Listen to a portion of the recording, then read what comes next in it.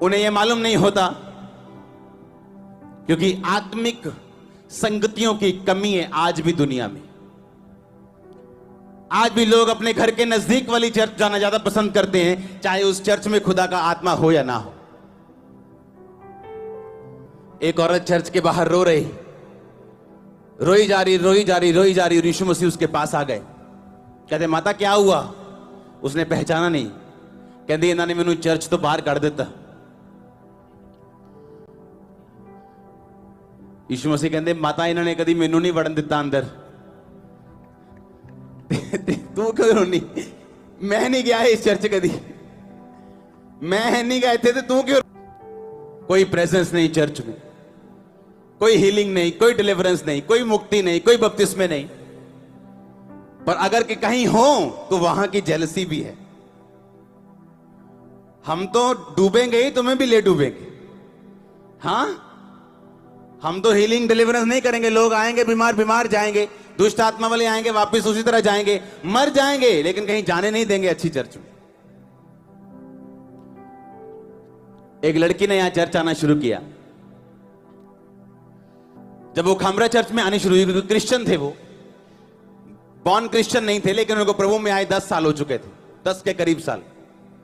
जब वो चर्च में आए खामरा में, तो आप जानते हैं शैतान को तब तक दिक्कत नहीं है जब तक आप उसको दिक्कत नहीं देते हो। जब आप उसको दिक्कत देते हो, वो आपसे फाइट करना शुरू करता है।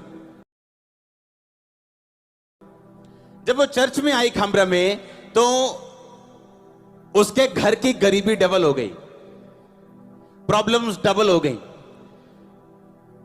उसके पास्टर साहब चर्च उसके घर गए, बोलते कहते होर जाओ खामरा, तानू क्या है ना शराब आने तो अड्डे उत्ते। इतना डरा दिया उनको। और गरीबी तो शुरू से थी, लेकिन परमेश्वर भी आपको परखता है कि अच्छी संगति में आने का क्या मूल्य देने के लिए तू तैयार है। हां,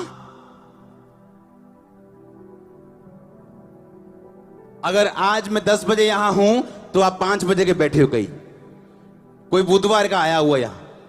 हां, आप अपना मूल्य दे रहे हो, मैं अपना मूल्य दे रहा हूं। सुनो ध्यान से।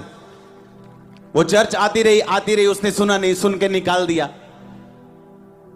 दुखी हो गए और परेशान हो गए। कहते कोई प्रॉब्लम नहीं, हम जो वचन सुन रहे हैं, जो संगति हम जा रहे हैं, परमेश्वर वहां काम करता है, कभी हमारी लाइफ में भी करेगा। आज वो लड़की अमेरिका है, अमेरिकन सिटीजन बन गई। उसके घर में जितनी दिक्कतें थी, घर बिक गया था। एक रूम में रहते थे, एक रूम जहां क्वार्टर बने होते हैं, 1 2 3 4 ऐसे क्वार्टर इधर, 4 क्वार्टर इधर, लास्ट में 3 4 टॉयलेट्स थी जहां बनी हुई। 5 6 लड़कियां थी उस घर में। एक कमरे में 7 8 जने सोते थे, सब जवान सोते थे। आज अपना घर ले चुके हैं, अमेरिका PR मिल चुकी। आप जानते हैं शैतान डराता है आपको, लेकिन आपको मालूम है कि आपने मूल्य अदा करने हैं। बाइबल कहती पौलुस और जो सिलास थे और जो पतरस और यूहन्ना थे, अगर आप सबकी लाइफ देखो तो लिखा, जब प्रार्थना करने के लिए परमेश्वर के घर में जा रहे थे तो रास्ते में लंगड़ा चलाया उन्होंने। करने का एक मूल्य था, एक प्राइस, एक मूल्य अदा करते थे प्रभु को, वो अपना टाइम देके। आज की चर्च प्रार्थना कैसे करती? साथ में कुकर रख के, कुकर की दाल की 6 सीटियां बजानी है, 7-7 सीटियां गिनती और साथ प्रार्थना करती। सोचो क्या आत्मा काम करेगा, क्या कोई लंगड़ा चलेगा, कितनी की हीलिंग हो जाएगी चर्च में।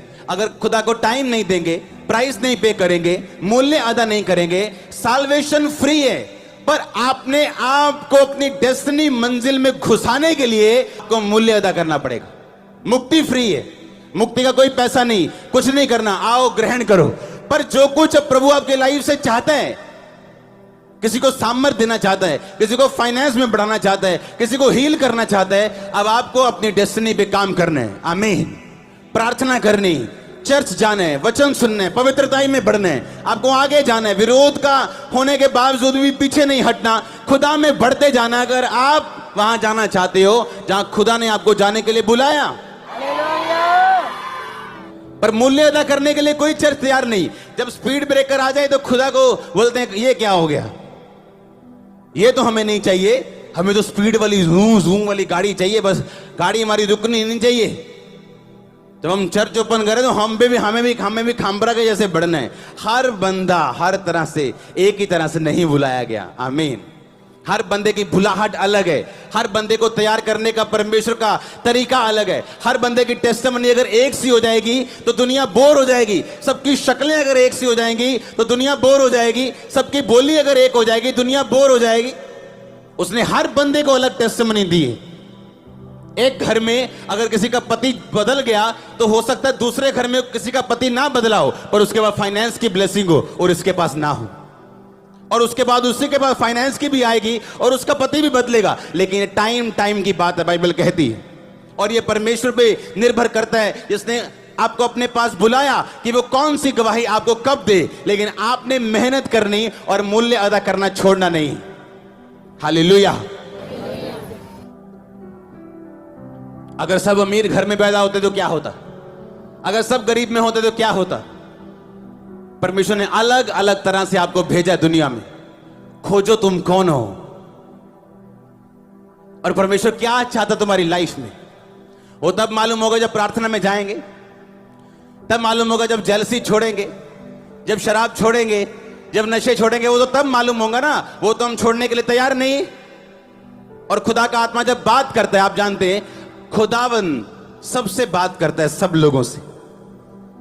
प्रोफेट से वो अलग तरह से करता है, खुदा के दासों से वो अलग तरह से करता है, वो एक अलग टॉपिक है।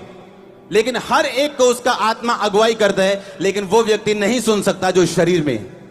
और जब शरीर में व्यक्ति होता है, परमेश्वर की बात सुनता नहीं, तो वचन पूरा नहीं होता। जहां कहीं मेरा आत्मा है वहां क्या है? आजादी। क्योंकि आत्मा जहां होगा वो बात करेगा। जब आप बात सुनेंगे आत्मा की, आप आजादी पाएंगे। सोचो, इमेजिन करो अगर वो परिवार चला जाता। बोलता सही बात है, जब से हम गए हैं 3 महीने दुखी हो गए हम तो, क्योंकि शैतान नहीं चाहता परमानेंट फ्री हो जाओ। वो आपको थोड़े थोड़ा देके आपको रखना चाहता अपने पास। लेकिन जब आप उसके चंगुल से छूटने लगोगे, वो आपको तंग करने की कोशिश करेगा। उस तंगी में अगर आप रह पाए और खड़े हो पाए, वो तंगी सदा के लिए उसके पर खच्चे उड़ने वाले, ब्लास्ट होने वाले हैं। हालेलुया। अपने पड़ोसी को बोलो अपना मूल्य अदा कर। आमीन। बोलो पड़ोसी को अपना अपना मूल्य अदा कर। जो कुछ खुदाबंद ने जो करने के लिए बुलाया वो कर। आमीन। अपने आप धरती पे कुछ नहीं होता, बोलो अपने पड़ोसी को। आमीन। कुछ नहीं होता अपने आप। हालेलुया।